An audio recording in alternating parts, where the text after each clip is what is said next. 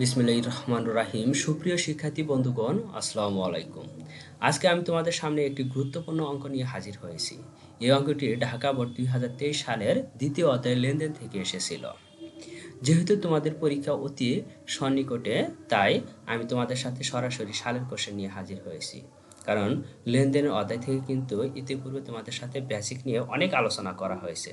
আজকে বেসিক নিয়ে কোনো আলোচনা না করে সরাসরি অঙ্কে চলে যাব। দেখো, অঙ্কে প্রথমেই বলছে 2022 সালের জানুয়ারি মাসে বাবুল ব্রাদার্সের ব্যবসায় নিম্নোক্ত ঘটনাগুলো সংঘটিত হয়। দেখো, জানুয়ারি 1 তারিখে বলছে নগদ বিক্রয় 80,000 টাকা, 12 তারিখে বলছে দোকান ভাড়া পরিশোধ 10,000 টাকা, পুরাতন আসবাবপত্র বিক্রয় 3500 টাকা, ধারে পণ্য ক্রয় 30,000 টাকা, ব্যাংকে জমা দেওয়া হয়েছে 5,000 টাকা এবং ধারে পণ্য বিক্রয় করছে 25,000 টাকা দিয়ে। এটা তোমাদের লেনদেনগুলো এখানে দেওয়া হয়েছে। এখান থেকে তোমার কোশ্চেন চেয়েছে, ক নম্বরে চেয়েছে জানুয়ারি মাসের মোট বিক্রয়ের পরিমাণ নির্ণয় করো। খ নম্বরে বলছে উক্ত মাসে বাবুল ব্রাদার্সের নগদ লেনদেনের পরিমাণ নির্ণয় করো।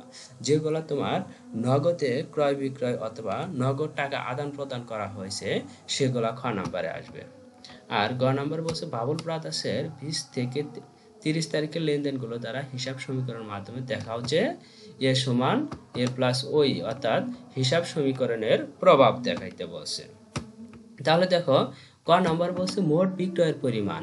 দেখো এখানে কত টাকার পণ্য বিক্রয় করেছে। পহেলা জানুয়ারিতে নগদ বিক্রয় করছে 80,000 টাকা, আর 30 তারিখে করছে ধারে পণ্য বিক্রয় 25,000 টাকা। তাহলে এই দুইটা টাকা যোগ করে দিলে মোট বিক্রয়ের পরিমাণ বের হয়ে যাবে। এখানে দেখো 20 তারিখে কিন্তু বলছে পুরাতন আসবাবপত্র বিক্রয় 3500 টাকা। এই টাকা কিন্তু ক নম্বরে আসবে না, কারণ হচ্ছে ক নম্বর বলছে মোট বিক্রয়ের পরিমাণ, এটা পণ্য বিক্রয় যেগুলা করেছে সেগুলো আসবে। আর 20 তারিখে কিন্তু সম্পদ বিক্রয় করছে, সম্পদ বিক্রয় কিন্তু পণ্য বিক্রয়ের মধ্যে আসবে না। তাহলে দেখো ক নম্বরের আনসার দেখো, প্রথমে তারিখ বিবরণ টাকার গড় দুইটা। পহেলা জানুয়ারিতে নগদ বিক্রয় করছে 80,000 টাকা, আর 30 তারিখে ধারে পণ্য বিক্রয় 25,000 টাকা। দুইটা যোগফল হয় কত টাকা? 1,05,000 টাকা। তাহলে ক নম্বর অ্যান্সার হবে 1,05,000 টাকা। ঘ নম্বর প্রশ্ন চাইছে উক্ত মাসে বাবুল ব্রাদার্সের নগদ লেনদেনের পরিমাণ নির্ণয় করে। দেখো নগদে কি কি লেনদেন হয়েছে। প্রথমে নগদে বিক্রয় করছে, এটা নগদ লেনদেন। এরপরে দোকান ভাড়া পরিশোধ করছে 10,000 টাকা, এটাও নগদ টাকা তোমার কাছ থেকে চলে গেছে, এটাও নগদ লেনদেন। 20 তারিখে বলছে পুরাতন আসবাবপত্র বিক্রয় 3500 টাকা। তাহলে পুরাতন আসবাবপত্র বিক্রয় করে তুমি টাকা পেয়েছো, টাকা তোমার কাছে আসছে, এটাও নগদ লেনদেন। 23 তারিখে ধারে পণ্য ক্রয় 30,000 টাকা। তাহলে ক্রয় করছো কিন্তু তুমি টাকা পরিশোধ করনি, তাহলে এটা নগদ লেনদেন হয়নি, এটাতে তোমার দায় বেড়ে গেছে। 28 তারিখে ব্যাংকে জমা দেওয়া হলো 5,000 টাকা। ব্যাংকে অবশ্যই তুমি নগদ টাকা জমা দিয়েছো, তাহলে এটাও নগদ লেনদেন হবে। 30 তারিখে বলছে ধারে পণ্য বিক্রয় 25,000 টাকা। তুমি পণ্য বিক্রয় করছো কিন্তু এখনো টাকা পাওনি, তাহলে এটা নগদ লেনদেনের মধ্যে আসবে না। তাহলে কোনটা কোনটা আসবে? 1 তারিখে আসবে, 12 তারিখ, 20 তারিখ আর হচ্ছে 28 তারিখ। দেখো খ নম্বরে প্রথমে বাবুল ব্রাদার্সের নগদ লেনদেনের পরিমাণ নির্ণয়। প্রথমে দেবো তারিখ বিবরণ টাকা টাকা। 1 তারিখে নগদ বিক্রয় করছে 80,000 টাকা। 12 তারিখে বলছে দোকান ভাড়া পরিশোধ 10,000 টাকা। 20 তারিখে পুরাতন আসবাবপত্র বিক্রয় করেছে 35,000 টাকা। আর ব্যাংকে 28 তারিখে ব্যাংকে জমা দিয়েছে কত টাকা? 5,000 টাকা। মোট যোগ করলে কত হয়? 98,500 টাকা। তাহলে মোট নগদ লেনদেন কত টাকা? 98,500 টাকা।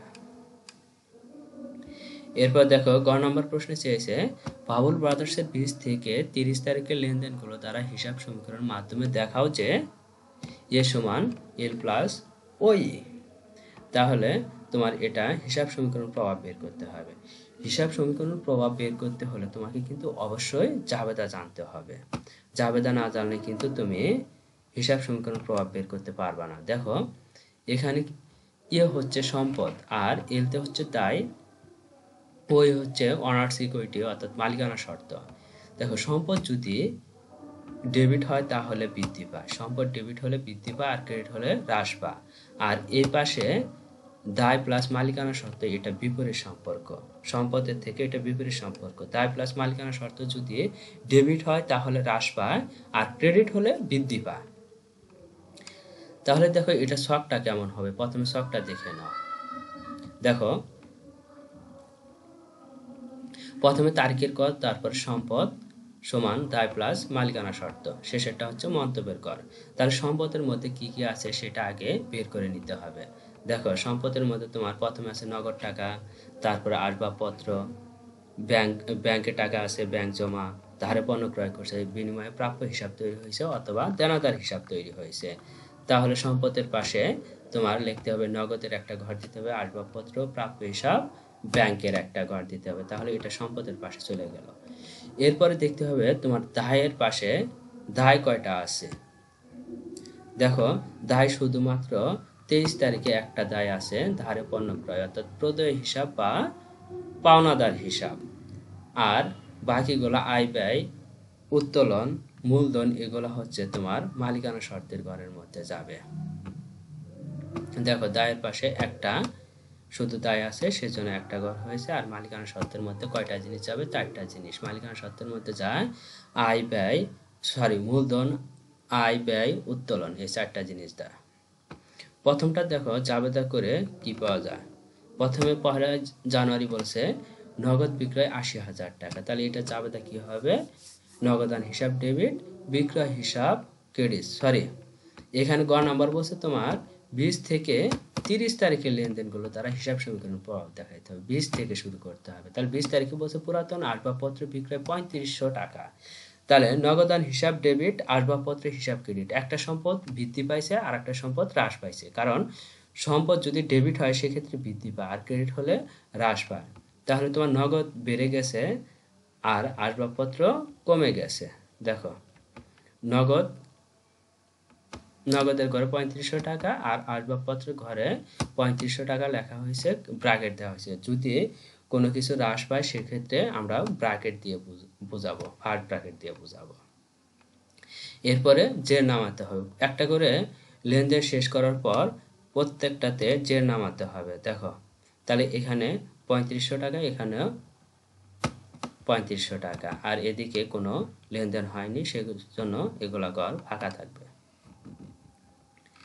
যদি মালিকানা শর্তের মধ্যে কোনো কিছু যায় সেক্ষেত্রে তোমার মন্তব্য দিতে হবে, যেমন মূলধন, আয় ব্যয়, উত্তোলন, এই 4টা লেনদেন যদি হয় সেক্ষেত্রে তোমার মন্তব্য কিন্তু লিখতে হবে, বাকি সকল ক্ষেত্রে মন্তব্য লেখা যাবে না।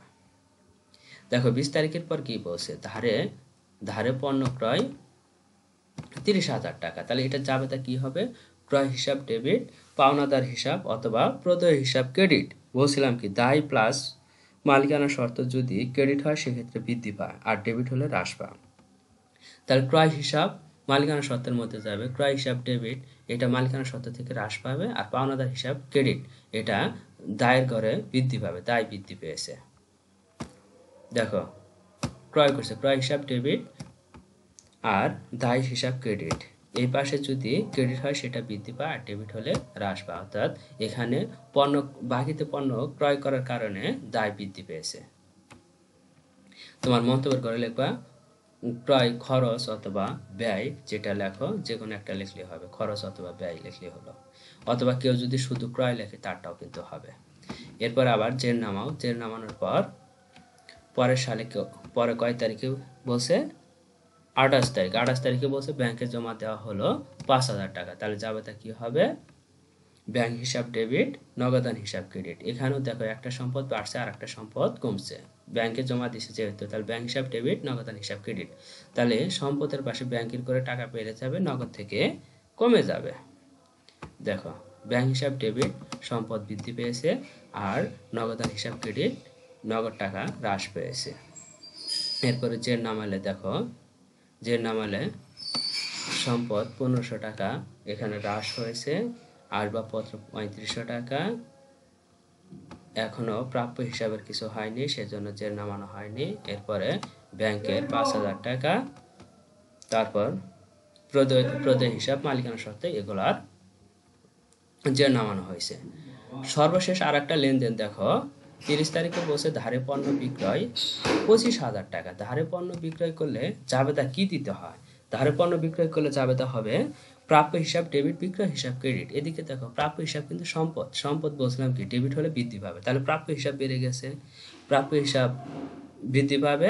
আর বিক্রয় বলছিলাম দায় প্লাস মালিকানা সত্ত্ব যদি ক্রেডিট হয় সেক্ষেত্রে তোমার বৃদ্ধি পায়। তাহলে বিক্রয় অবশ্যই আয় টাকার মধ্যে মালিকানা সত্ত্বের মধ্যে যাবে, তাহলে এদিকে মালিকানা সত্ত্ব বৃদ্ধি পাবে। দেখো প্রাপ্য হিসাব ডেবিট, সম্পদ বৃদ্ধি পেয়েছে, এদিকে বিক্রয় হিসাব ক্রেডিট, এটা মালিকানা সত্ত্বের সাথে যোগ হয় তাই এটাও বৃদ্ধি পেয়েছে। তাহলে এখানে মন্তব্য লিখতে হবে কি বিক্রয় আয়। কেউ যদি শুধু বিক্রয় লেখে তারটাও হবে, আর কেউ যদি শুধু আয় লেখে সেটাও কিন্তু হবে। এরপর সবগুলা জের নামানোর পর দুই পাশে যোগফল নামালেও অবশ্যই দুই পাশে অঙ্ক মিলে যাবে, কারণ সম্পদ সমান দায় প্লাস মালিকানা সত্ত্ব, দুই পাশে যদি না মিলে সেক্ষেত্রে কিন্তু অঙ্ক হবে না। আজকে এই পর্যন্তই, পরবর্তী অঙ্কের জন্য অপেক্ষা করো, খুব শীঘ্রই তোমাদের সাথে পরবর্তী অঙ্ক নিয়ে হাজির হবো ইনশাআল্লাহ।